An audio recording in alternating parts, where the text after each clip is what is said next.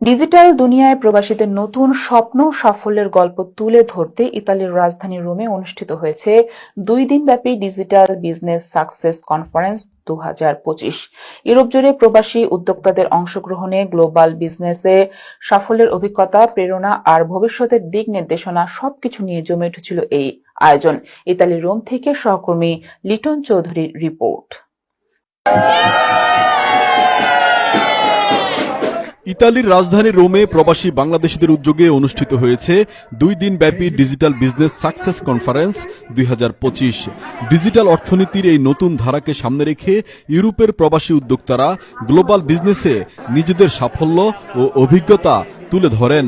25 October রাজধানী রোমের অভিজাত হোটেল বিল্লা পাপিল্লিতে অনুষ্ঠিত হয় প্রথম দিনের অনুষ্ঠান। বিশ্বের বিভিন্ন দেশের সফল ডিজিটাল উদ্যোক্তা ও ব্যবসায়ীদের অংশগ্রহণে বক্তারা বলেন, ডিজিটাল বিজনেস এখন শুধু একটি কাজ নয়, এটি বিশ্ব অর্থনীতির দ্রুত পরিবর্তনশীল বাস্তবতা।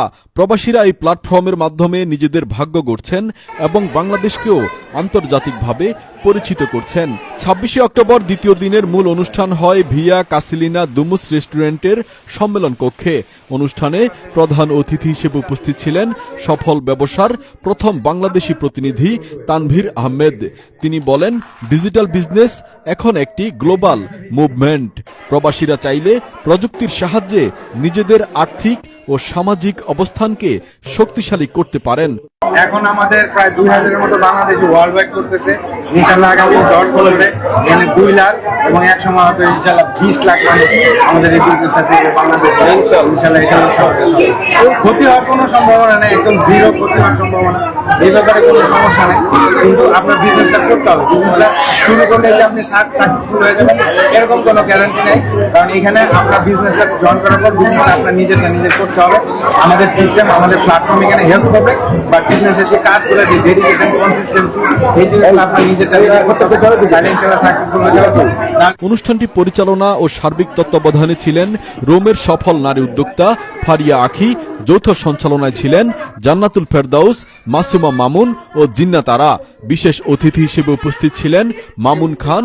পাশাপাশি ছিলেন নারী উদ্যোক্তা তানজিলা হোসেন ও রিনা খোকন সহ কয়েকশো সফল প্রবাসী নারী পুরুষ। বক্তারা বলেন, ডিজিটাল বিজনেস কোনো ভুয়া স্কিম নয়, এটি আন্তর্জাতিকভাবে নিবন্ধিত, স্বচ্ছ ও বৈধ প্ল্যাটফর্ম। এখানে পরিশ্রম ও দক্ষতাই সাফল্যের মূল চাবিকাঠি। বর্তমানে এই আন্তর্জাতিক ব্যবসা 26টি দেশে সরকার অনুমোদিত এবং 44টি অফিসিয়াল ব্রাঞ্চে কার্যক্রম চলছে। বিশ্বজুড়ে 2,65,000-এরও বেশি মানুষ